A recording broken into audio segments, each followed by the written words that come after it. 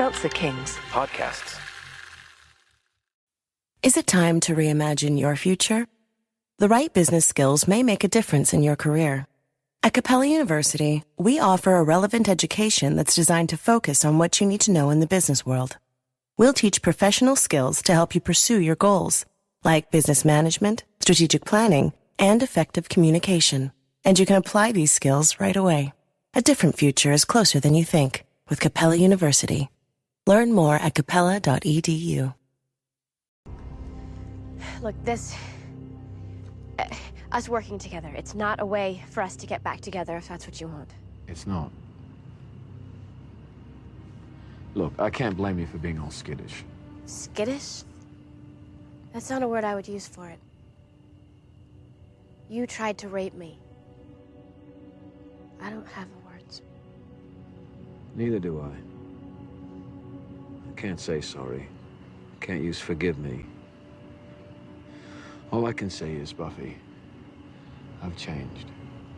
I believe you. Well, that's something. I just don't know what you've changed into.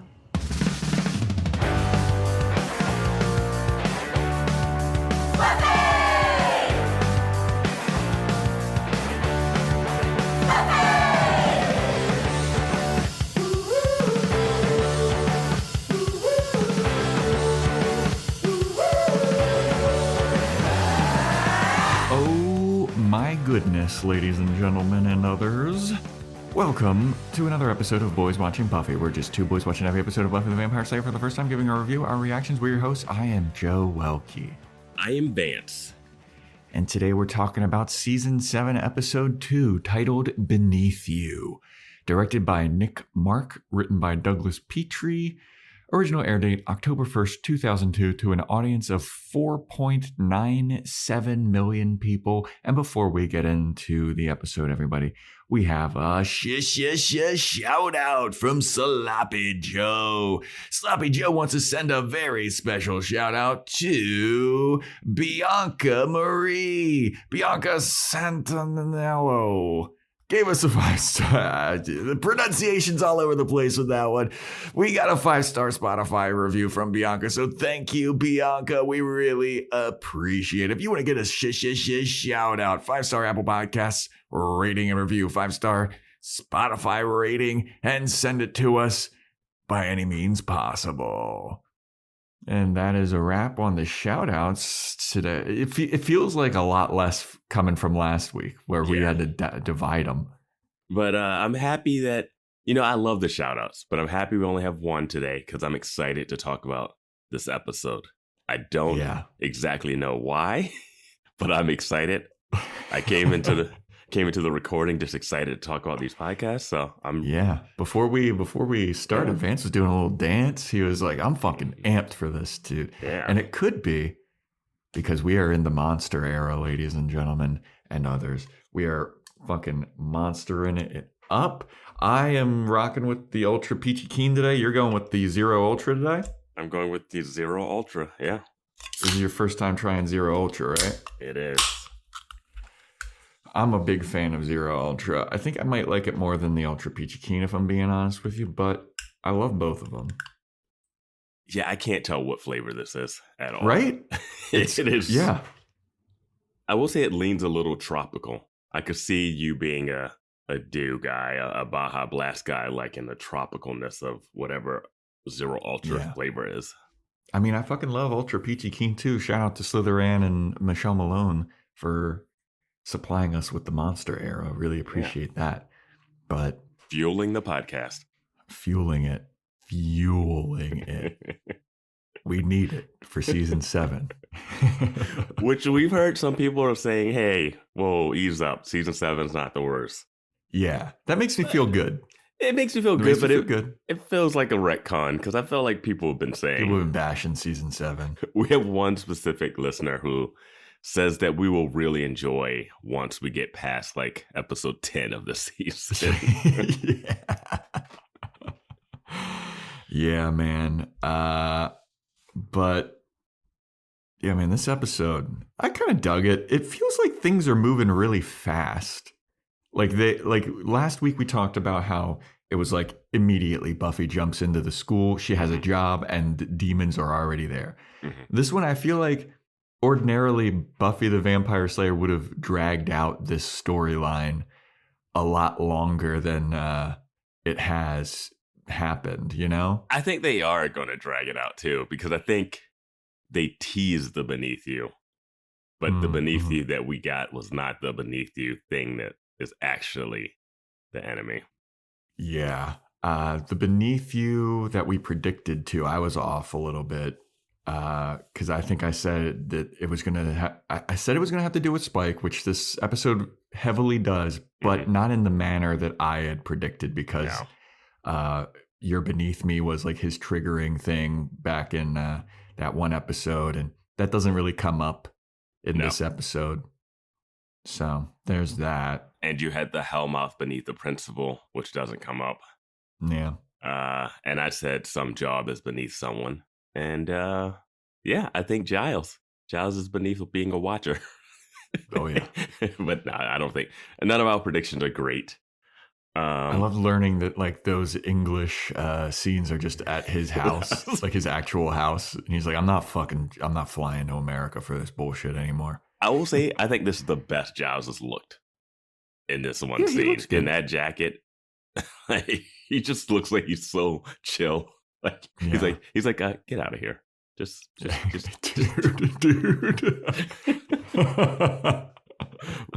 But we should follow up. We did get a little pushback of us kind of brushing through the villain montage of last episode at the end. Now, this is what I would say. I want to say, I don't think we said that we didn't really pay attention to all the lines of it. Yeah. We did talk about it for a long time. We did talk about it. We did say, oh, it's good to see the mayor, good to see all these people.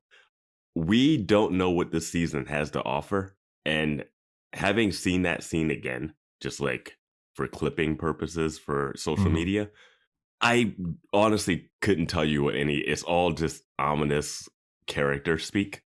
Yeah, it's ominous well written. Jabber. Yeah, it's well written, ominous jibber jabber that would make a lot of sense after you see the season. So it was nothing we could comment on. Yeah, for that. People in Discord were like, I can't believe you guys just whizzed past that. And like, we did talk about it for a good like 10, 15 minutes afterwards. I feel like there's Adam. Ooh, there's Glory. Ooh, there's the mayor. I mean, it's cool. Yeah. Yeah. It was cool. It was cool to see them all again. Yeah. But there was no way we were like, you didn't want Joe doing all the performances, did you guys? Did you guys? Oh boy. I did take a voice acting class recently, everybody. So be on the lookout for some shtick. I got my fucking ass chewed by the teacher, who is a very famous anime fucking voice actor. Turns out to be kind of a butthole. Do one more butt ass pun. Yeah. Oh man. All right, let's get into this episode. This episode starts off with, dude, if I thought that last season was recap heavy, this episode, oh man, yeah. Like the first 5 minutes of it, I felt like was all recap. Yep. It was crazy. They even showed Tara getting shot. Yeah. All right. Like, why? It didn't really play that much into this. It still didn't explain what Willow was doing. I don't know. Yeah. I think it could just it's episode 2. I don't know. Yeah. All right, so here's all the recap that we got. We got Spike being in love with Buffy, Buffy dumping Spike, Xander and Anya getting married, Xander leaving her at the altar, Spike trying to rape Buffy, Warren shooting Buffy and Tara, Willow turning dark, Warren getting flayed, Spike getting his soul, Willow in England, Halfrek telling Anya that something is rising, the new school opening, Buffy becoming a guidance counselor, and Buffy finding Spike in the basement of the school. That's so much recapping, dude. Yeah. It's egregious. Yeah, so much. So then we go over to Frankfurt, Germany for another one of these scenes like we saw last time where it was in Istanbul and it's a girl running, being chased by clothed human beings, and she fights them off for a little bit. She's kicking them. She's got a little like Ramona Flowers hair type of situation going on. Well, they're doing a Run Lola Run opening. It's that's what this is? Yeah, it's a movie that came out in like 98. A German movie, like very techno, very... The girl has the exact same hair. It's definitely Run Lola Run. But yeah. So she eventually gets caught by these cloaked people and she's fighting them off, but then eventually they stab her, and then she looks into the camera and says, "From beneath you, it devours." And then Buffy wakes up from a nightmare. And she's like, whoa, screaming, and Dawn is like sitting there like watching her sleep, apparently. Yeah, like what made the nightmare worse is that Dawn was sitting on the edge of the bed watching her. So it turns out that the nightmare that Buffy had just woke up screaming from was the scene in Frankfurt, Germany. And Buffy's like, what? I was in fucking Germany and people were chasing me and I saw a girl. And Dawn's like, what? Oh, tell me more, Buffy. It was just a dream. Tell me more, Buffy. Yeah. And Buffy's like, no, but it was so much more than that. And she said, from beneath you, it devours. And there's more out there. There's more out there like her that are going to die. And she's out there looking outside of her window like, oh, something bad's going to happen. Something bad's going down. And I was like, okay. Yeah, I was like, are these Slayers being killed? They're not putting up much of a fight. Who are these women? Are they the next in line to be Slayers? I don't know. We'll see. Yeah, it's interesting.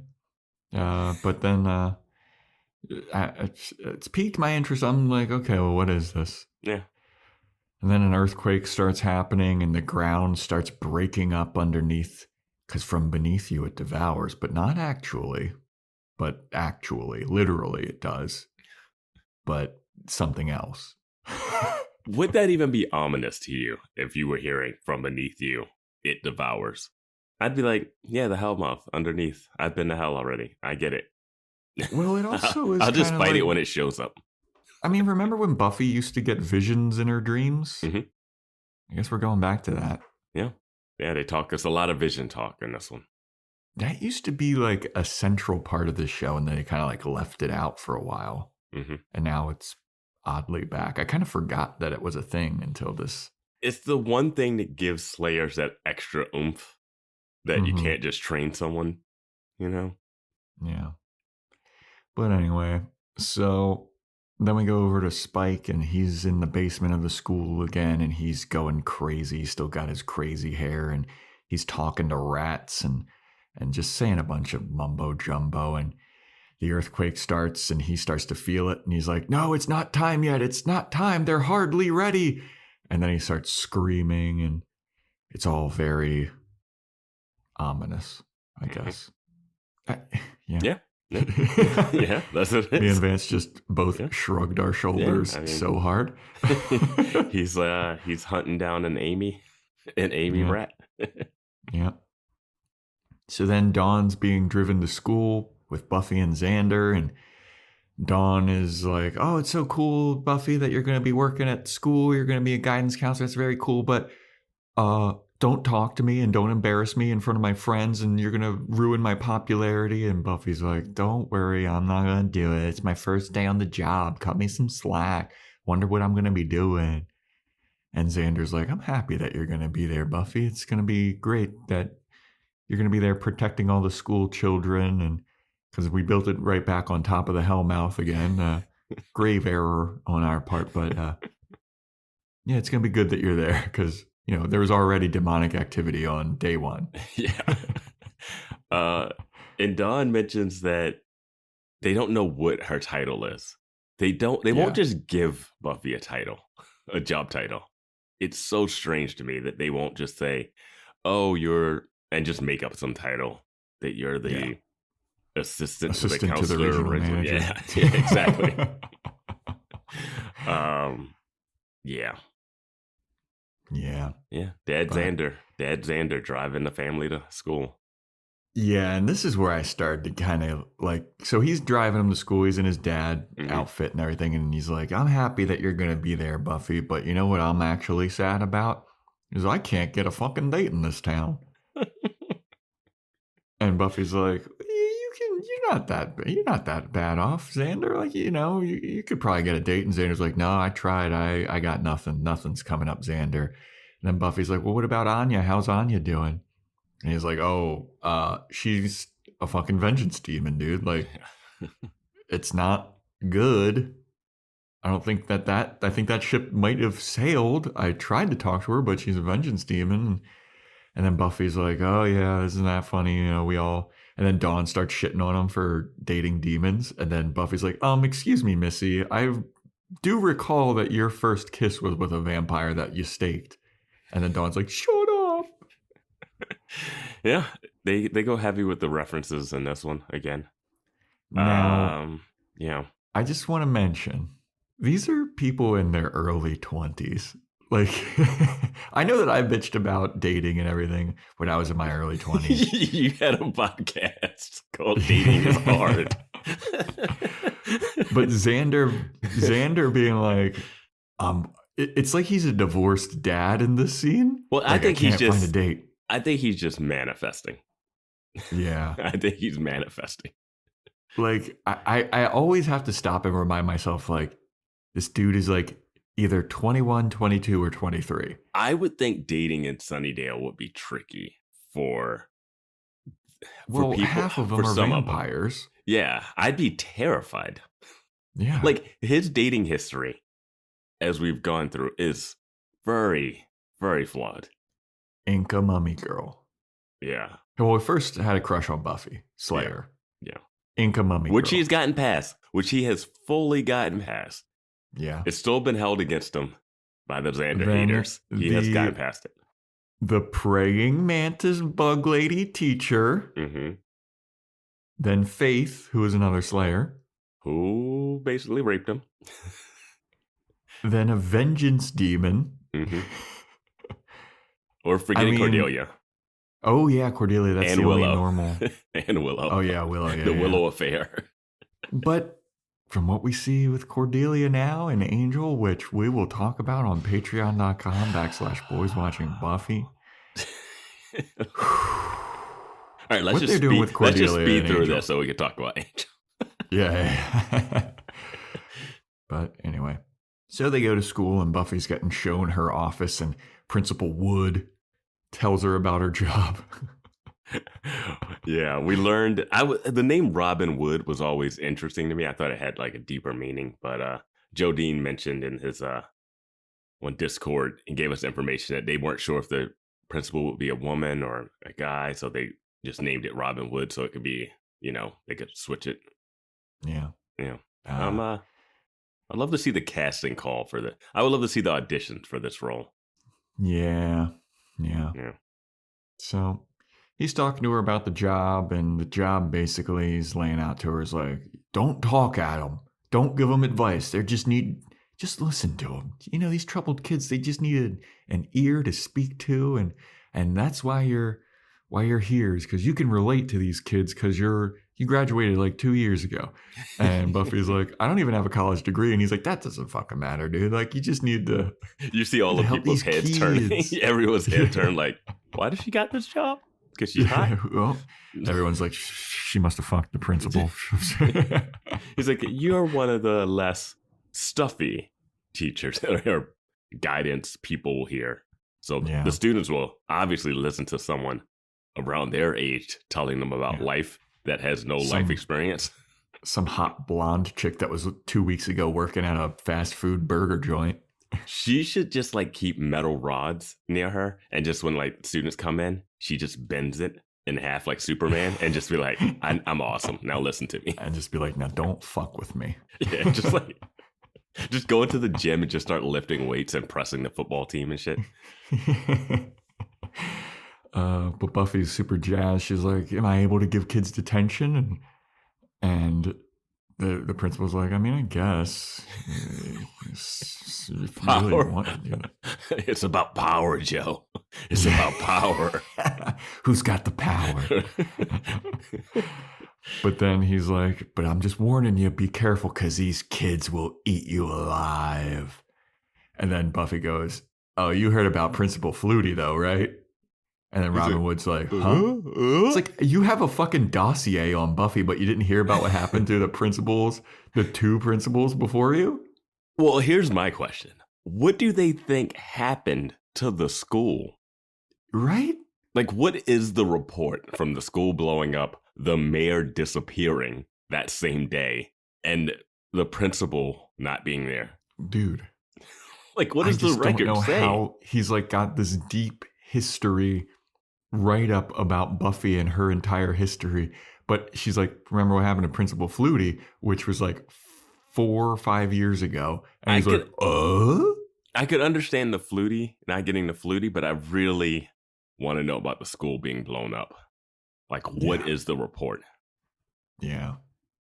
They don't have a mayor. The mayor was gone after that. Yeah, man. The mayor was killed in the report, probably. Faculty members saw the mayor turn into a giant monster.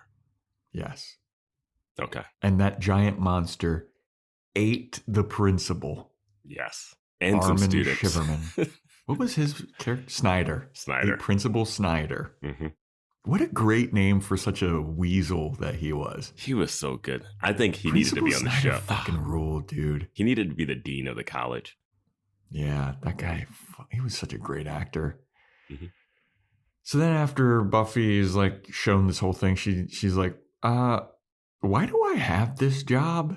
He's like, you know the students. You're young, you're hip. You're not like me, a hip guy in a suit and I got a earring. You're younger than me.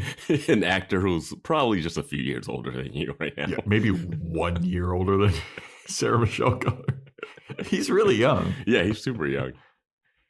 I don't know, man. But Buffy's like, all right, cool. I'm going to just go wander around the school for a little bit, check out the new grounds. And where does she go first? She goes immediately to the basement to find Spike. And she goes into the room and the door closes behind her. And she's like, Spike. Very ominous. He's about 8 years older than her. Oh, Robin Wood is? Yeah. Wow, I would have never guessed. He's a fucking young-looking, handsome guy. Yeah. Sarah Michelle Gellar's 46 right now. He's 54. Yeah. Anyway, so then we go over to England. We're with Willow in England, and she's getting ready to go home, and she's like, Giles, I don't know if I'm ready. I don't think I'm ready to go home yet. And Giles is like, just get the fuck out of here, dude. Like, I don't. You're ready. You're ready. You've done enough. You get back. Get out of here. And Willow's like, no, but I want to stay longer. And Giles is like, I mean, you can, but like, what the fuck you think you're gonna learn? What do you think? What are you so afraid of? And she's like, well, there's the Hellmouth there, and I'm concerned that my friends won't forgive me for trying to end the world and trying to kill them. And Giles is like, oh, poppycock. Just get off of my fucking property, dude. I don't want to be in the show anymore. I want to ride my horses once this rain lets up. It's so like, oh no, you're big and strong. Well, you're fine. You'll be fine. He does the whole thing like, you could stay here another 2 years and there's no guarantee that they'll forgive you or whatever. And Willow's like, but please, I don't want to go. And Giles is like, taxi's here. See ya. It's something like, you might not be wanted, but you will be needed. You know? Yeah. And yeah. I would think Willow should get a fresh start somewhere other than Sunnydale. Yeah, like a spin-off series with Giles. That doesn't seem like that's happening, even for Giles. Giles like, taxi's here. Yep. Your bag's ready. Just go. Yeah. I'm not driving you to the airport. I'm not driving you to Heathrow. You crazy? I don't have a car here. What do you want me to take you on a horseback? Fuck that. That would be amazing. That'd be awesome. But yeah, Giles says that she'll be needed in Sunnydale, and Willow's like, all right, I guess. Whatever. I guess we won't be having a spin-off after all. I guess I guess I'll go back to the place where my girlfriend was murdered. I tried to end the world. I have nothing but bad memories. Yeah. No family that is concerned about where I am. Yeah, I guess my parents still live there. Oh my God, dude. Yeah. So then we go back to Sunnydale, and there's a lady. She's walking her dog alone at night, and the dog stops, and he's like growling at the ground. And she's like, come on, let's go. Take a shit already. I want to go home. It's nighttime. Don't you know how dangerous it is here in Sunnydale at nighttime? And the dog's just growling at the ground, and then a hole opens up, and the dog gets swallowed into the hole. And then the lady turns, she's like, oh, my dog. And then she's holding on to the leash still, and she starts to get pulled into the hole. And then a big demon pops up out of the ground, and she starts running, and she runs into Xander, and Xander's like, oh, hello. Yo, Xander's just being a creep walking around at night. Right? He's on patrol. Yeah. She had such a grip on that leash. I was like, let go. Yeah. If you see a dog got swallowed up and you're being dragged across the ground, maybe let go. I mean, I guess that kind of is a panic response, maybe, where you just like grip tighter. Yeah. Yeah. I mean, it works for the visual of it. It's very nitpicky, but it works for the visual of her being dragged. Interesting that she was like, I should have gotten a cat. Like, she doesn't like the dog. So, like, the dog being eaten is, like, kind of okay. Yeah. Like, she was not beaten up about that at all. She's just like, whatever. It was a piece of shit anyway. Yeah. Hey, sometimes the dog gets eaten, you know. It's Sunnydale. She's like, it's Sunnydale, fine baby. with it. It's like so weird. So after she runs into Xander, and he's like, oh, hello. I don't know what the greeting was, but it was like very creepy. It's like he'd never seen a girl before. And couldn't hear the sound of her screaming. Yeah. So Xander takes her back to Buffy's house, and the lady's telling Buffy and Dawn and Xander what happened. And she's like, yeah, there's my dog. I was walking my dog, and then a hole just opened up and swallowed my dog. And it started to swallow me in this big fucking, I don't know what popped out of the ground. And I don't know, it was crazy looking, but yeah, I don't know, man. You hear some crazy shit about what goes on in Sunnydale, but I've never actually seen anything. But you'd have to be crazy to believe these things. And Xander and Buffy are like, no, this is not even half of the craziest thing that we heard earlier today. Now, my question during this scene was, does she think that Xander and Buffy are detectives? Why is she spilling her guts to what seems to be just two people of her same age and a younger girl? Yeah, I have no idea. Why does she think, oh yeah, this is the group of people I should like relate this to? Yeah. I guess because Xander was the first person that she ran into after. Also, she looks so much older than even them. Mm-hmm. I think that she looks like, we always joke about how Xander looks older than everybody. This lady looked older than all of them. Yeah, she definitely looks older. She's probably not older than them that much. Yeah. But I mean, she might be look. The same age, but maybe she's like a smoker or something. She just has a more adult look. Yeah. But Xander's like oddly trying to kind of mac on her, but he's blowing it because he keeps bringing up her dead dog and like trying to joke about it. And he's like, fuck, I'm blowing it. Yeah, it's some really bad flirting.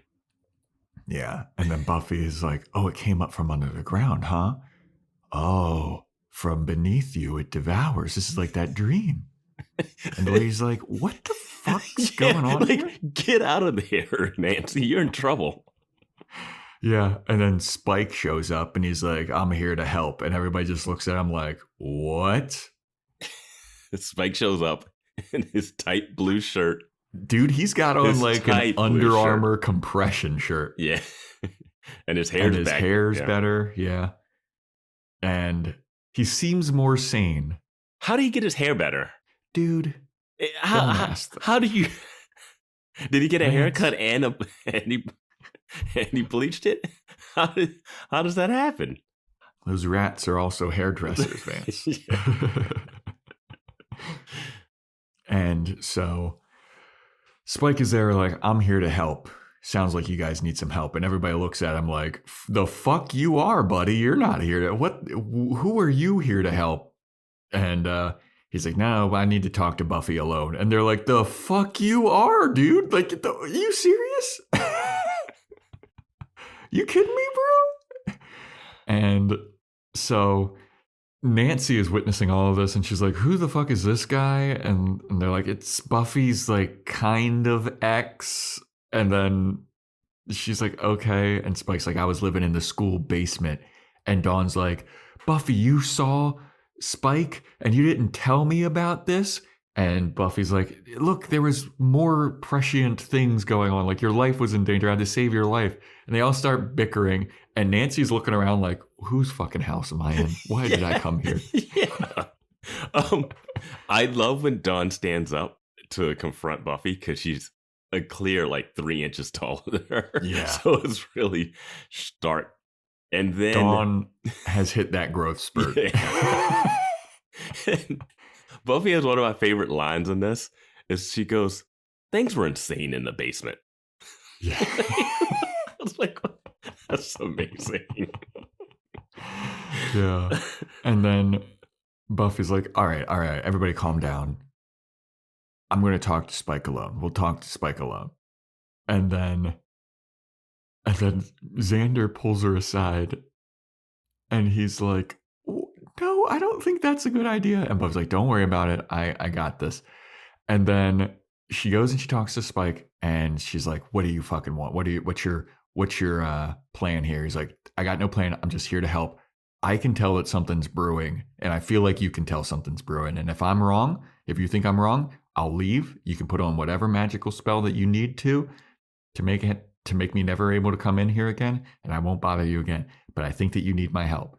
And Buffy's like, okay, fine. Yeah, something is brewing. But since when are you the champion of the people? And I was like, they're not bringing this vernacular into Buffy. Please do not. I noted that too. I was like, oh no. Oh no, Yeah. We got another champion. I know there's some people that skip out on Angel, but in Angel, they're using this vocabulary where like champion is like this hero of the people. And it seems like everyone's being labeled a champion in Angel these days. Yeah. And so when Buffy said, since when are you a champion of the people? I was like, no. I know. I know some people don't want to do the Angel. I don't really like Yeah, Angel, we had whatever. somebody like, hey, can I just get the Cliff Notes of how you guys feel about Angel? It's up and down. Yeah. But apparently this season really ties in to the Angel season. So much so that we have to watch these in a different order as not to get spoiled for something. But they intertwined the first 2 seasons very closely. The 3rd season not so much, and the 4th season I guess is going to be tied into the 7th season. You kind of gotta with it being Buffy's last season, you know. Yeah, a little bit, but I don't know how. Yeah, I don't know how. I don't know how the series ends. So yeah, if you're on the fence about joining the Patreon for Angel, let me just go ahead and say you should do it. We have some real good times on Angel. We had some real good times on Angel. Yeah, and sometimes we follow up stuff because we'll go behind the curtain. We record these before the Angel. Yeah, one. we record Buffy before our Angel. So we podcast. have had some times where we rehash some Buffy stuff that we forgot immediately afterwards on the Angel one. So I don't know. I will say the Angel podcast is a little bit more laid back. It's a lot more. There's some rant. I love our Angel. I mean, I love our Buffy podcast. Yeah, we wanted the Angel podcast to feel different, so it's not a straight scene by scene breakdown. We kind of bounce around. We have some segments. It's fun. Yeah. So after Buffy and Spike have their little powwow, they come back out, and Buffy's like, "All right, here's our battle plan." Nancy's like, I'm going to call the police. And Xander goes, and tell them what? And then she goes, all right. Maybe just tell them you're at Buffy's place, the girl that's like broken into police stations multiple times. But then Nancy thinks that Buffy is Xander's girlfriend, and Xander's like, "Oh no, that's not a thing." What? And I was like, "Okay." Is it Buffy's house the house that 2 people were shot in? Like, is that not On like the big radar? news? It's not even big news. But the battle plan includes Xander taking Nancy home, and Buffy and Spike are going to go on patrol. And Spike is like, "Hey, a moment alone here with you, Buffy. Really quick. Let me pull you aside. I kind of object to this because remember, Yeah, Spike Xander tried to rape you." Yeah, Xander and Buffy. Oh, yeah, tried to say, yeah. Yeah, like he whispers like, remember Spike tried to rape you. Like Buffy's going to forget that. And Buffy's like, and he didn't because I kicked his ass. So I'll be fine. She says, yeah, he tried and failed. I can take him. I was like, all right. That's not the vote of confidence I necessarily wanted. He tried and he failed. Okay, it's fine. It's fine. I got it. Emphasis on the word try. Jesus. Does the school have a counselor? That's what she should be asking. Xander's like, all right, dude, I don't think this is a good idea, but you are the Slayer and you can kick my ass, and you did kick his ass, and I do kind of want to mac on this Nancy lady, so. Yeah. And so they're like, all right, that's the plan, break. And then Dawn tries to do this thing of like, and all right, I'll stay here at Command Central and everybody check in with me. But in all actuality, I'll just be here doing my homework. It sounded cooler the way that I did that. Mm-hmm. And then so everybody starts to leave, and Spike's like the last one out. And Dawn pulls Spike aside, and she's like, hey, Spike, before you go, I need to talk to you. And Spike's like, yeah, what's up, little niblet? And and she's like, you sleep, right? Vampires sleep? And Spike's like, yeah, vampires sleep. What? Yeah, we sleep. And Dawn's like, so you sleep? And he's like, yeah, what about it? And she goes, if you fucking touch my sister, you're going to wake up on fire because I'm going to light you on fucking fire while you sleep. And Spike's like, oh, wow, when did you get so spicy? And he's like very jovial for a guy that's like looking for forgiveness and like everybody hates him. And he's just like, okay, yeah, I deserve this. Okay. This is my favorite Dawn moment of the series so far. Absolutely. Yeah. I mean, it was a good Dawn moment. Yeah. I just didn't get Spike's attitude as a reaction. Well, he says it later in a later scene. He's like, when did your little sis become so scary? You know? Yeah. But I mean, he's a vampire. He's been threatened before. He's not gonna really gonna freak out. Buffy threatens him like twice when they were dating. True. Yeah. So then, speaking of that scene, we go to Spike and Buffy. They're out on patrol, and they find the hole that opened up and swallowed the dog. This city's fucked, man. Yeah, dude. The whole road is just like fucked. Yeah. And Xander's standing over it. Ooh, contracty goodness. I can't help but think about Xander's saying that anytime something gets damaged. Yep, that's going to be the running joke of season 7. Everybody strap in, get ready for it. But Buffy was like, so what happened to you, dude? Like, you were crazy when I saw you last. And Spike's like, oh, yeah, ghosts in the basement, man. They got into my head. They were really fucking with me. And Spike's like, so why didn't you tell people that you ran into me when we were in the basement? Because you raped me. Like, yeah. Because you tried to rape me. Why would I tell anybody? Yeah, and Buffy's like, I don't know. I thought that you were maybe like a mirage or something. Like, maybe I thought that, I thought those ghosts were fake. So maybe I thought that you were kind of fake. I was like, all right, fair point. Mm-hmm. And Spike is like, well, man, I'm not too keen on sticking my head down there. And Buffy's like, well, you're fucking gonna. And Spike's like, all right. Here, let me check out this. And he starts looking down there with the flashlight. And he's like, there's nothing down here. After he goes on a whole thing of like, yeah, you know, shit's different now. And I've changed a little bit. And Buffy's like, oh, yeah, well, how'd you change? And he's like, I'm keeping that a little bit of a secret. Okay, why? But he gives her the flashlight back, and when their hands touch, it a torch. Oh yeah, that's true. He's British. He gives her the torch back, and she touches him and has a flashback to the rape attempt. He's holding it where she can't grab it without touching his hand. He's covering the whole thing. Yeah. And he's like, oh, why are you so skittish? And Buffy's like, why am I so skittish? You tried to rape me.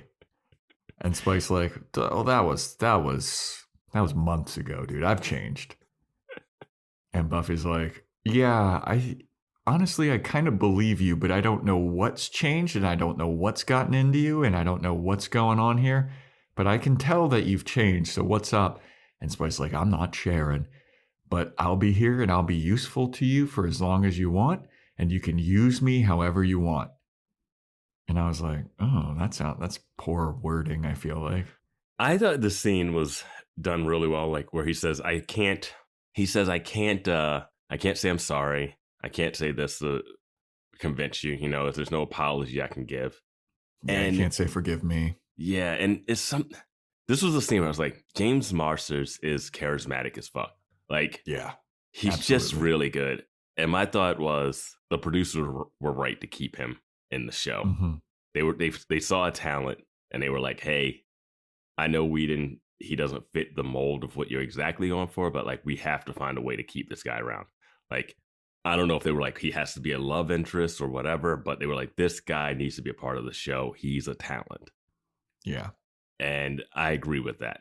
And again, as much as I'm not for the Buffy stuff, I do like James Marsters and Spike as a character in it. Yes. I like him being bad. Yeah, he's a great, like, you know, they have that term, the villain you love to hate. Mm-hmm. Like, he's good as a villain. And then even a little bit as the love interest when it was complicated. But then, like, how do you come back from... his scenes are just always interesting. Like, when he's on screen, it's always a little compelling. Yeah. But I will still say, kill him. Yeah. So then we go over to Xander taking Nancy home, and, you know, he's in the doorway with her, and she's like, all right, this is me. And Xander's like, all right, yes, it is. All right, it's lovely meeting you in this strange circumstances. And she's like, hey, do you mind if can I give you a call sometime? And Xander's like, oh yeah, in case you see another demon or something, or another thing comes up from the ground. And she's like, no, you idiot, I'm hitting on you. And Xander's like, oh yeah, sure, yeah, that'd be cool. And I was just like, God, this guy is dense. When he says my number's listed, I was like, no, this is not. You're not making her look you up in the phone book. Just give her the damn number. I thought that it was going to be a situation where he like left and then he's like, fuck, I blew it. Like, he's too nonchalant here. I mean, Nancy's hot. She just asked you out. You have nothing to lose now. Like, you don't have to do anything. Yeah. Dude, single women listening to this podcast out here, ask men out if you're into them. It's so surprising. Like, I've gone on dates with women that I was like, I don't think I'd really ever, like, I wouldn't put in the work for it. But then if they ask me out, I'm like, oh, fuck yeah. All right, I will go out with you. And then that's led to several relationships that I've had where it's like, I'm willing to give it a chance, I guess. You know what I'm saying? Yeah. So ask men out. We like it too. Yeah. Well, I feel like if you're a woman that gets asked out constantly, you're probably annoyed with it. Yeah. But guys don't get asked out that often. Yeah. And it's surprising and it's nice when it does happen. And if they say no, it's okay. Just don't be a Xander season 2 about it, you know? Just be like, all right. Just be like, all right. Don't go home and eat like a gallon of ice cream and feel bad about it. Just be like, you know what? That's one. And now you don't have to worry about it, you know? Yeah. If you get rejected, welcome to our fucking world, ladies. I've been rejected so many goddamn times. Yeah. So Nancy's hitting on him, and after Xander's like, oh yeah, okay, cool, we can go out. Earthquake starts happening. And then the floor starts coming up again, and they're running around and they're running away from the floor that's coming up after them. And the fucking, like, I said it's what does this demon look like? Because I wrote like Sarlacc pit, but that's not right. It looks like it's one of the Tremors graboids, but more actually it's a sandworm from Dune. Okay, yeah, I was gonna say, like, I haven't seen Dune, but I've seen like clips from it. Dune. Yeah, and I feel like it was like a Dune thing, and it just like a big. I saw Dune 2 this weekend. Yep. Yeah, zero interest in Dune. Don't know why. Just not.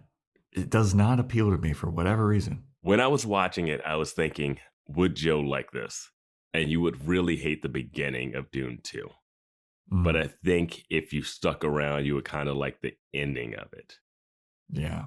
I mean, I've had my mind. I remember when I was about to go see Mad Max Fury Road, I was like, this does not look like anything that would interest me. And then I saw it and I was like, oh my God, this movie's excellent. I think I was hyped from trailer to the whole thing. Yeah. I don't know. And I'm not a Mad Max person either, but that movie looks amazing. That's the only Mad Max movie that I've ever seen, and it's fucking awesome. Yeah, it's very different than other Mad Max movies.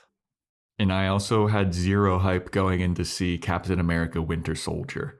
And my God, that movie is fantastic. Yep. But so I could turn it around on Dune, but I probably won't go see it. But yeah, so this worm demon type thing comes up from the ground. It's trying to eat Nancy and Xander. And then after they like climb 5 stairs, it's like, oh shucks, I can't get them now. Yeah, I was like, you can come through the stairs too, right? Or like open up the ground that's beneath the stairs. Like, it is so much damage that it's causing too. Yeah, like this should be a city problem. Building is fucked. This should be a city problem. There should be like people hunting this thing down. Yeah.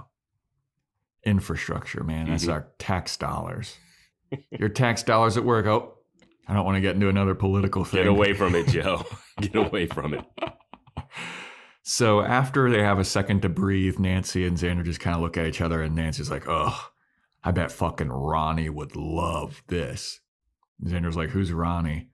And she's like, oh, it's my psycho ex-boyfriend, and I've been trying to get rid of him, but he's like kind of stalkery, and I tried to break up with him, but he just won't leave me alone. And Xander's like, you think that Ronnie's like the type of guy that would, is he like a psycho ex-boyfriend, like, oh, he won't stop calling you? Or is he kind of more like a summon a demon to come and eat you type of guy? And she's like, no. I don't know. You ever just have an ex that you just, I don't know. They just suck and they just haunt your life for a little bit. And then Xander's like, oh, I'm going to put 2 and 2 together right now. Yeah. And then we go over to the bronze. Now here's a question. Are there multiple vengeance demons? Is Helfrich working in Sunnydale, or is she just visiting? I don't know. It seems like she's taken up residence there. Like, she's been in Sunnydale for a minute now. Because, like, last episode, she's been hanging out with Anya at the espresso pump. I mean, I don't know. Sunnydale can't have 2 vengeance demons. Had 2 slayers at one point. Why the fuck not? Yeah, I mean, they need like 4 or 5 slayers. They need like they've also had an initiative working there. They had a secret military installment in this small town because it was so dangerous. That was full of demons. They were never not busy. That's true. But that was the vampire living on campus. They couldn't figure it out. Oh, man. Yeah. So we go over to the Bronze, and Anya's talking to a girl that's been cheated on. And she's about to say, you know what I wish? And Anya's ears perk up, and she's like, huh? And then we go to commercial, and it was like the weirdest commercial break ever. This episode is brought to you by Etsy. Oh. Hear that? Okay. Thank you. Etsy knows these aren't the sounds of holiday gifting. Well, not the ones you're hoping for. You want squeals of delight. Happy tears. How did you? And spontaneously written songs of joy. I am so happy. Oh, yeah, oh, yeah, oh, yeah. Okay, the song needs a bit of work, but anyway, to get those reactions, make sure everyone on your list feels heard with handmade, handpicked, and designed gifts from small shops on Etsy. Gifts like personalized jewelry, custom artwork, cozy style items, vintage pieces, and home decor to celebrate all of your favorite people and their specific kind of special. For original gifts that say, I get you, Etsy has it. Behind the delivery trucks that keep your life stocked, thousands of employees at BP go to work every day. People bringing a new offshore production platform online. People making our refineries capable of more, like making renewable diesel from agricultural waste. People trading and shipping fuels to our customers. And people helping truckers fill up and get maintenance at our convenient locations. They're part of the more than 300,000 jobs BP supports across the country. Learn more at bp.com/investing in America. We come back from commercial, and it's almost as if the commercial time was real. Yeah. It was so bizarre. Like, I went back and rewound a little bit because I was like, was that really where they like cut the commercial? Because it was so not a commercial break moment usually for Buffy. You know what I mean? Yeah, it felt like a commercial break moment. I just didn't like the comeback from the commercial break. And then the girl completely forgot what she was just saying. Yeah, we come back from commercial. She's like, I want more quesadillas and margaritas. And Anya's like, fucking, you were about to say that you wish something. And the girl's like, what? Did I? Maybe more salsa. And Anya's like, no, dipshit. Like, did you go to the commercial realm? Like, what? You know what I wish for? You know, I want more quesadillas. Like, no, that wasn't, that's not how that conversation was going. And so Anya's like, no, you were just talking about your ex and how he cheated on you and you wished something. What would you wish for your ex? And she's like, you know what I wish? I wish she had no spine. And Anya's like, no spine. All right, I can work with that. I can make that happen. And the girl looks at her like, what? Yeah, what? And then? I still question vengeance demons. Like, are they just to trick? Do they think they're helping people, or are they just there to trick people into making evil wishes? Yeah, because I mean, based on what we find out, they're not good at making people's wishes come true. I don't think anyone has made a vengeance demon wish and has been like happy that that wish was granted. What about, what's his face, the philanderer that broke up their wedding? Future Xander. Yeah, Do you think his ex was happy about it? Probably not. I don't know. Maybe. I mean, there's probably at least a couple people. I don't even think she knew, though. I don't even think that person that made that wish knew that he got sent to a different dimension. They just thought he disappeared, you know? Yeah. Yeah, it doesn't seem like, because Dawn wasn't happy, Cordelia wasn't happy. Cordelia got killed in her wish. Yeah. Like immediately. Like she died. And from what we see now, Nancy's not very happy. No. Because Xander, Nancy, Buffy, and Spike show up. And Xander points to Anya and he's like, did you talk to this lady? And she's like, yeah, that is her.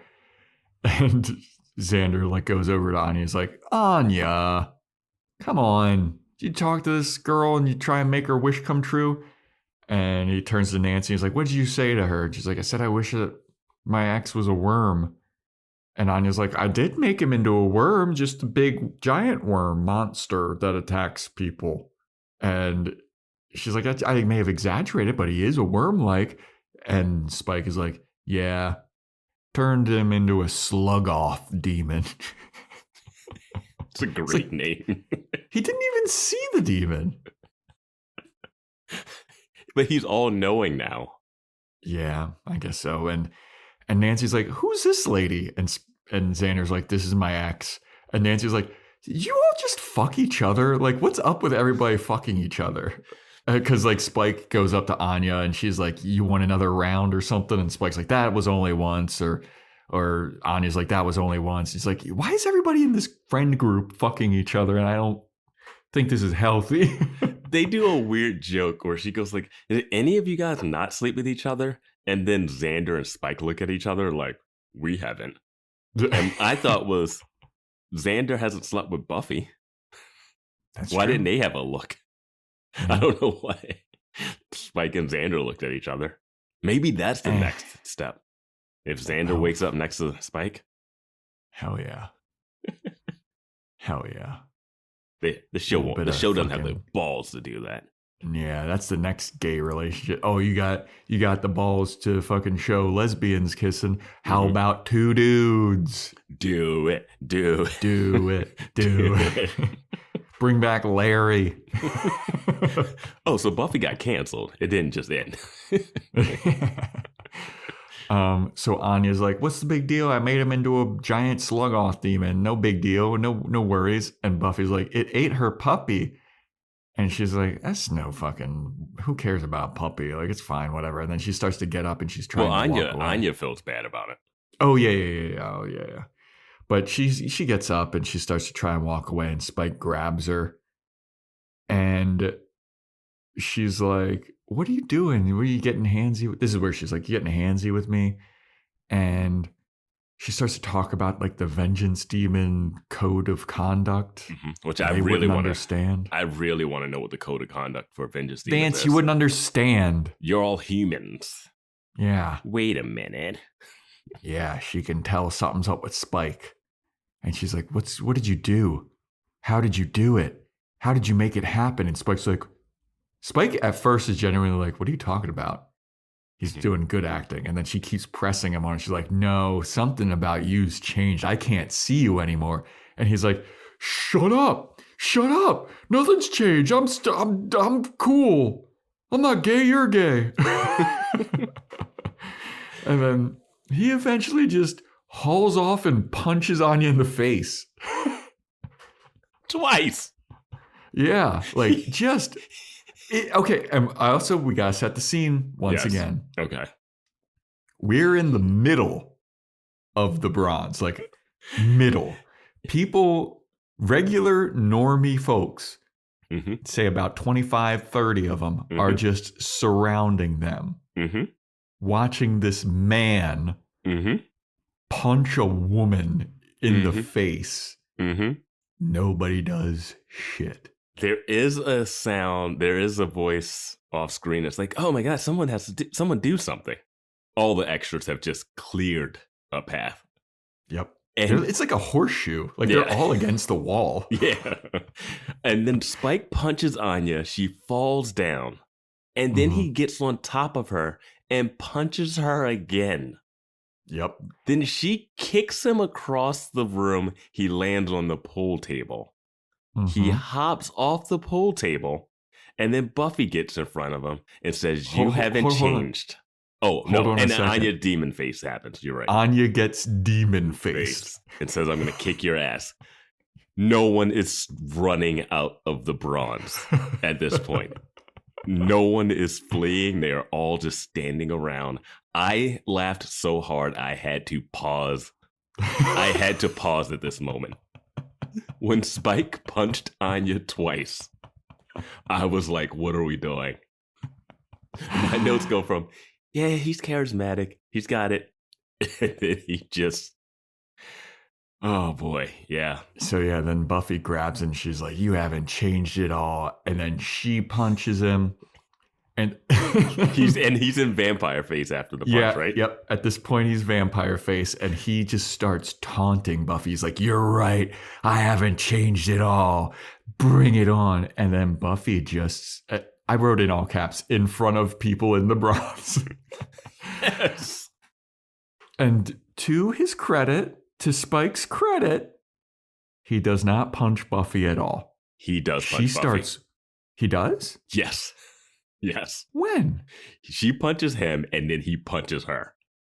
I don't recall I went that. back and he punches Buffy. Okay. My note says, in all caps, bold, Spike punches Anya twice, then Buffy. All right. All right, I'll trust you more than me. He punches Buffy. And then my next note says, just kill him. So Buffy starts wailing on vamp-faced Spike, and he's taunting her the whole time. And then she takes a moment to like turn around and bark orders because Nancy's left during this whole ruck. She's the only person that's left. This is how Nancy doesn't see anything in Sunnydale. Yeah. All you had to do is stick around. You would have saw a vampire, a demon. You would have seen a Slayer punch. Yeah. Yeah. And so she's yelling. She's like, Xander, go look for Nancy. It looks like she may have left. And Spike is just standing there, like doing this like wobble thing. He's vampire faced. In front of everyone in the Bronze. It is insane to me. The Bronze is... This is the pinnacle of a Buffy scene. Yeah. Where this is happening and I'm like, what? Well, while Buffy's like barking orders, she's like, Xander, go look for Nancy. She ran off. It's not safe at night. Who knows where that worm slug-off demon is? It's not safe for her out there. And then Xander's like, oh, okay. Well, I've got a better idea. He finds Anya. And he's like, reverse the spell. Mm-hmm. Reverse it. And then we cut to Nancy, and Nancy is like walking through the streets, and she's like, what the fuck? What's going on here? And then Ronnie, the worm, starts to follow her, and like the whole city is getting dug up. Like the ground is coming up from under her. And she's like, oh, what the fuck? And she's running through the city, and she's like, oh no, well, his kryptonite seems to be if I'm 1 foot off of the ground, I'm going to climb a ladder. She runs up like a escape ladder that's like on the side of a building. Escape, yeah. Buffy's chasing after her on the rooftops. Buffy was like, I'm not fucking with the ground. Right? I don't know how she got it. Who knows? And so we go back to Nancy, and Nancy's like climbing this ladder, and Ronnie gets the bright idea to like try to break up the ground underneath the building or something because the ladder falls off its hinges. Mm-hmm. And Nancy starts screaming, and Buffy can hear her. And so Buffy starts running towards Nancy, and Spike is following. He's not that far behind Buffy. And we go back to the Bronze, and Xander's there with Anya, and he's like, Anya, fucking reverse the spell. Like, this is dangerous. The whole city's, I love contracty goodness, but the whole city's getting torn up by this worm. Like, you gotta stop this. And Anya's like, I can't stop this. You know, it's not that easy to reverse a spell. And anyway, I'm in trouble. And Xander's like, what do you mean you're in trouble? And she's like, I'm in trouble with like all my vengeance demon cronies. And Xander's like, what do you mean? And she's like, yeah, DeHoffrin isn't happy with the work that I've been doing. So I need to do more eviscerations and deaths and all this stuff. And my work hasn't been good. And Xander's like, I don't give a fuck, dude. Like, reverse it. And Anya lays out, well, none of this would have happened if you hadn't left me at the altar. And Xander's like, yeah, that was shitty of me. But sooner or later, that excuse is going to stop working, Anya. And I was like, damn. Hit her where it hurts. And it's true. Yeah, just Anya, just break your amulet and just go back to being a human person again. Right. Like, you didn't get punished. The only punishment you got last time was that they weren't giving you your powers back. Yeah. I don't know. It's... The thing about this scene that gets me is that they're still at the Bronze and they're having a casual as fuck conversation as if people didn't just watch her in demon face fighting a vampire. They're sitting at a table. Everyone in the background is just like, hey, Bronze, just another night at the Bronze. Like, yep. Somehow Nancy's just blind to what happens in Sunnydale, but everyone else has seen so much. And no reaction to this woman who was just punched in the face twice and turned into a demon. And kicked a man across the room. She just goes back to a table and sitting down. Yeah. Bartender, another round, please. Like, what? Whoa, did you see that happen? No, I didn't see anything. Just another day in Sunnydale. Wild. Yeah. But I did enjoy Xander saying sooner or later that excuse is going to stop working, because it's like, yeah, he did leave, but you didn't have to become a vengeance demon that like kills people. Yeah, I don't know. Should Buffy kill vengeance demons? Like, what's the rule on a vengeance demon? Are they on the purview of Slayer needs to put a stop to vengeance demons? I mean, yes, because they seem dangerous. Yeah, I mean, if Buffy's rules are like, I don't kill humans, and I don't kill vampires that can't hurt humans, or vampires that I'm attracted to. Yeah. Anya does not fall into either of those buckets. Like, she's actively causing people to die and be harmed and damage to the city. I don't kill demons at demon bars either, or at weddings, unless they attack us at a wedding. Yeah, kill Anya. If you're at Willie's bar, you don't. She's not. She won't fight him. That's kind of like the Continental. Yeah. No business can take place at Willie's bar.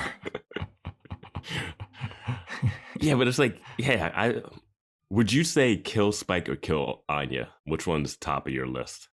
For my mental well-being, I'm saying kill. If I'm, who am I? You, okay, I'm Buffy. Yeah, let's go. I was always assuming Buffy, but Spike. Okay, and if you're Xander, if I'm Xander already tried to kill Spike. You're killing Spike again. Yeah, I think Spike is, Yeah, it's going to be Spike. That's why I was like, I don't care who you are. It's going to be Spike. Because it's just, he's too much of a wild card. Yeah, he does have the chip. Like, Anya doesn't have any chip. She's more... But you can like talk Anya down. Like, she still has a... Yeah. He literally does it. He literally just did it. And her powers are, just don't say the wish word around her. Yeah. Like, that's... But she can, if you do say the wish, she can make, like, any wish happen. She created an alternate reality. Yeah. That's crazy. Can you use her wish powers for good, though? Because she can do whatever she wants when she say wish. Yeah, I mean, there are some people that have, been wronged by an ex, and they're like, you know what? Fuck it. I just wish they find peace in life, because obviously something's wrong with them. And I'm just like, oh, man. She's like, all right, Tibetan monastery, trapped, done. Yeah. I mean, I think in the grand scheme of things, Anya technically is more dangerous than Spike, but Spike is... he's got the history and a wild card. I'm thinking we're gonna have to take down the Hoffren. Ooh, yeah. You gotta cut off the head of the snake. Yeah. So anyway, we go back, and we're by Nancy, and Ronnie bursts out of the ground. He's about to attack Nancy, and Buffy Spider-Man saves Nancy. She swings like Tarzan to grab her off of the ladder and swings into like a dumpster or some shit. A bunch of foam trash. Yeah. A bit of foam trash. Yeah. They completely land on it. Yeah. Like they're getting off like of a zip line. Yeah. Yeah. I'm concerned Buffy's only here for the zip line. Yeah, well, yeah. And they like take a second and they're like, whew, we're safe, but they're not safe because Ronnie, he finds them. Yeah, because they're on the ground now. Yeah. And then he pops up out of the ground and Buffy's about to fight him, and Spike shows up and he's like, don't worry, little missy. I'm here. Let the demon fight the demon. And he says, the big bad is back. Yeah. Now, we had a little debate last episode about big bads, right? And I was thinking, and it goes to the argument that the big bad doesn't have to be the end of the season because Spike has never been an end of the season big bad. Yeah. So, yeah, I think you win that argument of the big bad does not have to be who faces it down, which makes Warren and the trio a big bad, as well as Willow. Yeah. Yeah. If Spike's a big bad, then you can have multiple big bads throughout the season. Yeah. Yeah. I mean, well, that was Spike, the debate you had. When he first came onto the scene, it was like, oh, this is different. Like, this guy's bad. Yeah. And then, like, Angelus kind of overshadowed him a little bit, but he was still a big bad. Yeah, but at the end of season 2, Spike and Buffy are kind of half teamed up versus Angelus. Yeah. So, yeah. So Spike shows up. He's got a piece of, like, rebar, and he's doing some Phantom Menace type twirlies with it. Speaking of the intro, I think the one scene in the intro when he's on that subway car and he's got the like thing and he's flipping it, they should not have that clip there because he looks like a person who just learned how to do that move and he's thinking about it. It's every time I see that, I'm like, no. When Buffy does the twirl from when she killed Sunday, that looks cool. But when Spike is doing like a very slow twirly, because Buffy's thing is like a motorized thing with the ring on it. Like you can kind of see it on her finger, so it doesn't flip. But when he's doing that thing on the subway, it's like 1, 2, 3, 1, 2, 3, 1, 2, 3. I was like, that doesn't look cool at all. Yeah. But he's there with the rebar and he's attacking the demon. And right as he's about to stab the demon, apparently Anya reversed the curse and turns Ronnie into just human nude man. And Spike stabs him in the chest. Shoulderish. That spot where people get shot in action movies and it's like, I'm fine. Yeah, they get winged. They get shot in that rotator cuff and they're like, hey, I can still use my arm. Yeah. Like upper chest. Like he hit him he's got him in like the upper chest. Yeah, whatever. Low shoulder, high chest. But just as he does that, he gets a Chip headache. So confirmation, Chip's still working. Yeah. Now's the time to talk about this. Yeah. Because we saw in the recap that he says, return me to my former self. And then he gets a soul. And like I said before, this is not his former self. Yep, he never was this. He was never a chipped vampire with a soul. That return me to my former self thing, you gotta go back. Like, so they're making it where you can get a soul back multiple different ways, but you just can't reverse the vampireness of it. Which, in a world where Willow can do anything as a witch, it seems like turning from a vampire back into a real boy should be a thing that can happen. Yeah. And my God, how is the chip not destroyed? How is this season 4 chip still in his brain? Dude. When that happened, I was like, really? He's got chip pain? Yeah. I was like, Jesus Christ, dude. Dude, kill Spike just to put him out of his misery. And the chip, so Ronnie, who was a demon, he was getting no chip pain, just gets turned back to human and he gets chip pain. How does the chip work? But the chip doesn't work on Buffy, who is a human but had a suntan. Like, did Ronnie not get a fucking suntan or whatever? He never technically died, I guess. I don't know, man. I don't know. I don't know what this chip uses to detect. Like, they need to get that chip out just to examine the technology because it is crazy powerful. Yeah. It's so crazy. So much has been done to Spike at this point too. Yeah, and it just keeps getting ratcheted up even more. Weirder, yeah. So after he stabs Ronnie, he starts screaming, "Help me!" and Buffy's ignoring him. And Ronnie's just nude in the streets. Luckily, there's plenty of blankets in the trash. And then Spike is going crazy again. Like, he's back to being his insane basement self. And Buffy's like, what the fuck is wrong with you, dude? Like, what what's going on?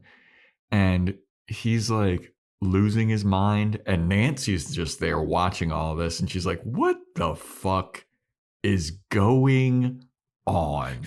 Xander has my favorite line. Here he's like, she's not calling me. Yeah, that's absolutely my favorite. But before he arrives, Spike is losing his mind, and he says he finally has like a moment of clarity, and he like comes to after his insanity and walks menacingly like straight up to Buffy, and he's like, "Oh, you think this is it? You think this is from beneath you it devours? This is just the beginning. The real headliner's coming. Death, horror, bloodshed from beneath you. It devours." And then Spike starts crying. And then he runs away. Him running away is so funny. Yeah. Because he walks weird. It's like he walks with like this weird limp or something, or like some kind of weird bounce. And when he's running, it's like this fluid, bouncy run. Like he's running away like the guy in Friday after Debo takes his chain and he runs his car. Arms down. Yeah. And then this is when Anya and Xander show up, right? Because Nancy like blames Anya for Ronnie's death. And then this is where Xander's like, she's not calling me. Well, Ronnie's not dead because they're waiting for an ambulance to come or something. Yeah. And Xander says that Anya did the right thing, and Anya's like, I'm going to be in a lot of trouble. Yeah, you are. Yeah. And Buffy's like, here, you stay with Ronnie. I'm going to go chase after Spike. Are you going to chase him down to kill him? Because he's a wild card right now. Yes. And then Anya also alludes to like, you think this is bad. This is just the beginning. Things are about to get a whole lot worse.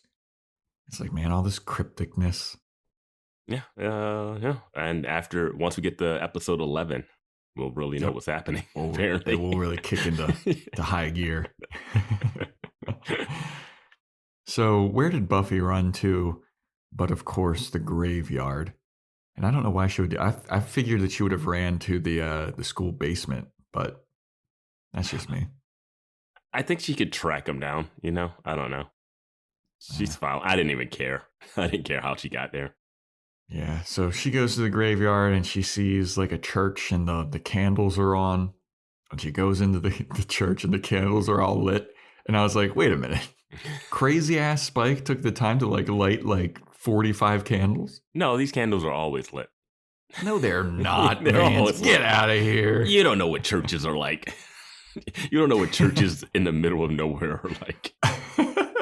In the middle of a graveyard. So she's in there and she's looking around and she's like, Spike? And Spike is there and he's all crazy and he's like, the costume didn't work. And Buffy's like, what happened to you? Yeah, he's shirtless and he tosses the blue scars on his chest. The blue shirt to her or throws it down or whatever. And she like touches his chest and he's like, oh, does the girl want service? I'll service the girl. And he starts unbuttoning his pants and Buffy's like, fuck, no, you're not. And she just throws him across the room. Well, the line is, get it hard, service the girl, and starts unzipping. And then he gets thrown across the room. And then he goes, girl doesn't want to be serviced because there's no spark. Yeah. And I remember in the season finale, I made an all-spark Transformers joke about him getting his soul back. And now he's calling his soul a spark. Yeah. I just had to bring that up. Buffy like keeps asking. She's like, what happened? And Spike's like, I can't tell you. I tried to find the spark that would make me fit in. And I dreamed of killing you, Buffy. And Buffy's like, what? And he's like, you can't look at me. You can't see me when I'm talking about this. And he runs into the shadows and he's just like lurking around in the shadows. And she grabs a steak. Yeah. And I'm like, all right, fucking end him. But we know he's not going to be an end. I know. We love Spike. Again, we love Spike. But logistically in the show, Buffy needs to get him out of the life. I don't know how much I enjoyed this Spike at this point. I never enjoy muttering, insane character stuff. Yeah. Like when Tara loses her mind and she's talking about the glory coming, and it's like I've just never been a fan of that stuff in movies and media and TV and stuff. But yeah, it's more of a personal issue. Like if some people might like the nonsensical ramblings. Yeah. So Spike is rambling and he's talking about the spark, and Buffy's kind of looking at him like, the spark, and she's kind of like putting it together. And then he says, Angel should have warned me about this. Angel should have warned me. And then now Buffy's kind of like, wait a fucking second. Wait a second. And then Spike's like, they put the spark back into me, and now all it does is burn. All it does is burn. And then eventually Buffy's like, oh my God, you have your soul again. And then Spike goes, it's what you wanted, right? It's what you wanted. This is the way that I can be with you finally, or this is what you wanted from me, right? And he's like dealing with all the guilt that from everything he's done. He keeps talking about how like everyone is talking to me, everyone's in my head. And Buffy's like, why did you do this? And he goes, because I wanted to be the kind of man who would never, parentheses, rape. Because they've been saying rape the whole time, but he can't say it. He can't bring himself to it. And he's like, I just want to be the kind of man, I just want to be loved. And he's standing in front of a huge crucifix, which used to do stuff. And then he starts to just like lay on the cross. And he's like, can I finally be loved now? Can I be loved? Can I don't know what he starts muttering at the end. He says, can we rest now? Yeah. While he's hugging the cross, and he's like, smoke is coming from him. And Buffy is in shock watching this and tearing up. She's a good actress, man. She's a good actress. She starts crying because you see Spike as this martyr character who tried to rape her. Now he's smoking on the cross, and he's just this complex, like, oh, he's trying to do the right thing or whatever. The scene is visually done well, like him walking in the shadows. I tried to kill you. Buffy's grabbing stuff. He's coming up on the side. It's staged well. You know what? But I don't know what. Yeah. Okay. Go ahead. Remember that me and Vance. I used to do a podcast called the Anime Movie Podcast with another person, and Vance was a guest on one where we reviewed a movie called Wicked City. And you remember like how black and blue a lot of that movie was? Yeah. That's what this scene, because it's like black and blue, like there's shadows and the light parts are like this pale night blue. Mm-hmm. And it reminded me of that. There's a church scene in that too at the end of that. Yeah. And it's visually cool. Mm-hmm. And I don't know, like, I get that we're supposed to feel bad for Spike maybe here, but do I? Not really. I don't know exactly. I don't know what I'm supposed to feel in this moment. Like visually him on the cross, giving himself up, saying, can we rest now? And I was just like, just stab him in the back. Right? Just do it. Just put him out of his misery at this point. Like he's going crazy. Yeah. Like like I said, love James Marsters. Think he should be in the show. It makes sense. But they've killed off better characters earlier. You know, it's just like, I just don't see what keeping him alive, what mental sanity that leaves for Buffy. And he just punched her in the face in the bronze. Yeah. And I was like, wait, so he got his soul back, but he's still a vampire and he still has a chip, but the chip doesn't affect him punching Buffy, because we've seen that. And he was still okay with beating the shit out of Anya so that the secret wouldn't get out. That's bad guy material too. He's got a soul, but he's still Spike. Yeah. I mean, we do get confirmed, like we were like, is he a vampire? Because we didn't see it last, like fully confirmed vampire with a soul and chip. Angel didn't tell me. Angel told me. He warned me and I didn't listen. Like, Angel has been bad as Angelus, but he's never been as physically abusive as... Yeah, I mean, he's creepy enough that he's been like stalking a 16-year-old. But yeah. Well, we also never saw Angel, like he never interacted with Buffy as he had just got his soul back. Like Spike, this is fresh for Spike. I think we've seen Angel when he just got it, like a flashback of when he just got his soul, and he was like kind of going crazy too, right? Yeah, but I don't think his interactions with Darla, which we've seen some of when he had his soul, he was still trying to play coy. He didn't want to do anything. He wasn't like, he was not willing to do something dangerous or bad to hide the secret that he had his soul. Because we've seen him try to hide his soul, and he did not go to wailing on. I was like, do you think punching Anya to keep the secret is going to make you look good in front of Buffy? And then he punches Buffy. Yeah. That's what got me. I was like, he's still, like, there's no trust level here. And why does Buffy care that he got his soul back? Yeah. Like, she looks like, why did you do this? This is the craziest thing you could have ever done. It's like, I'd be more like, how? Like, Anya would want to know how he did it. Yeah. But apparently there's like 80 different ways to get your soul back. Yeah. And there's only one way to lose it. You know what I'm saying? Wink, wink. Hey, Buffy, if you want to get rid of that, you know what to do. Well, I don't think he would lose his on that because he doesn't have the gypsy curse. Yeah, he doesn't have the gypsy curse. Yeah. Angel's soul getting back is different than Spike's soul getting back. Which we still have questions about how that actually works. Yeah. This show, man. I didn't know what I was supposed to. I think we're supposed to feel some sympathy for Spike in this last scene. Well, yeah, dude, he's like hanging up on a cross. Yeah. They're making him like a martyr, but it's like he's a attempted rapist. Yeah, he's still. But he felt so bad about trying to rape. But then, like we've debated a bunch of times, his demeanor going to go get his soul back was, I'll show this bitch what's gonna, things are gonna change this bitch. And then he gets his soul back. In this scene, he goes, I dreamed of killing you. Yeah. Like, Buffy, that's too much of a threat. Yeah. Yeah, I don't know what they're trying to do to us. It feels very bipolar. Like, you could just, like we talked about the redemption arc. Mm-hmm. And it felt like he had cleaned himself up. He came back. The stuff he says in the house is good. The stuff he says when they get to the hole in the ground is good. And I'm like, all right. Yeah. And then when we got to the bronze,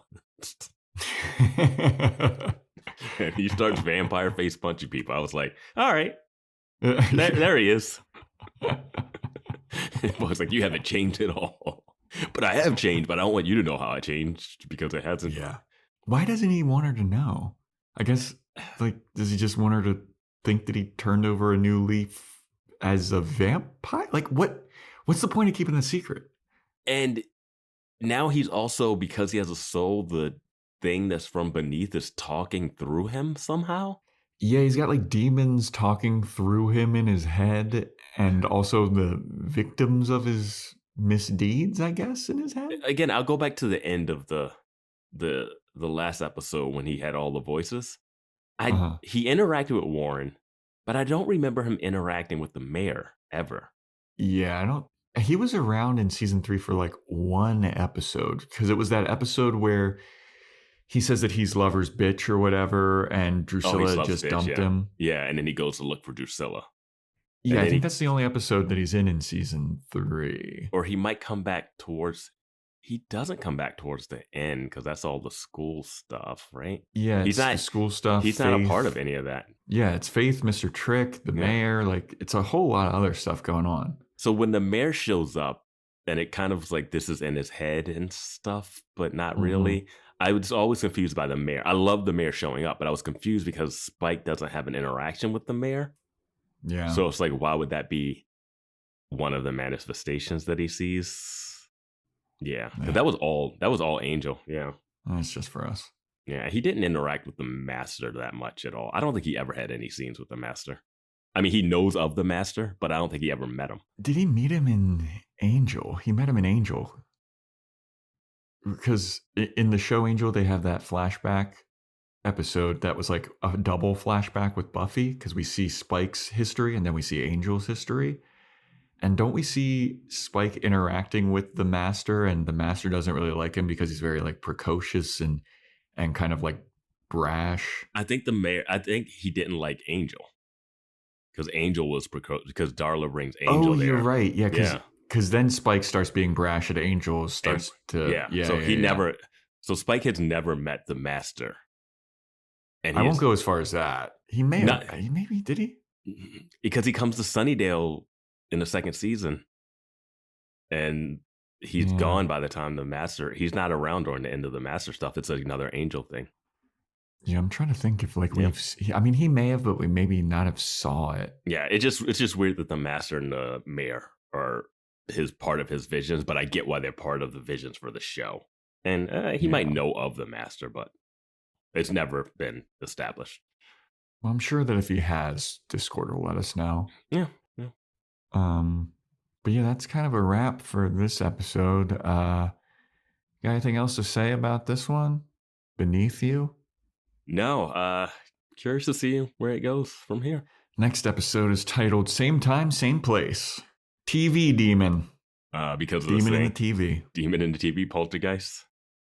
Mm-hmm. Yeah, same time, same place. Let's see. Is this another like time warp thing, you think? This is a whole episode of Spike watching Passions, catching up. And he's like, they're still in the same spot because soap operas don't move.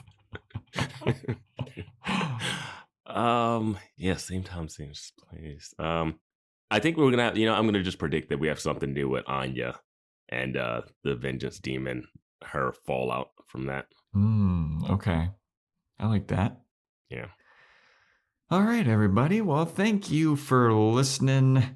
If you want to join our Patreon, hear what we talk about with Angel, wild shit going on Angel right now.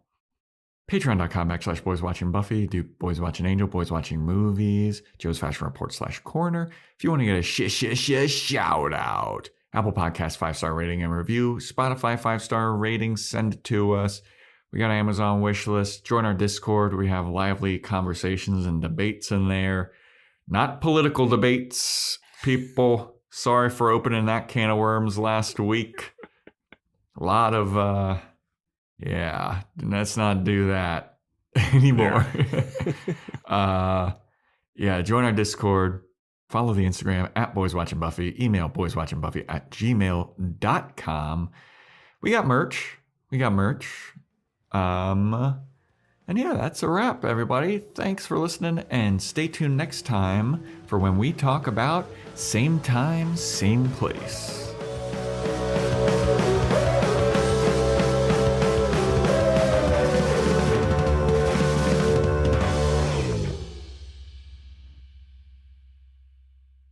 I'd love to offer you some guarantee that you'll be welcome back to Sunnydale with open arms, but I can't. You may not be wanted, but you will be needed.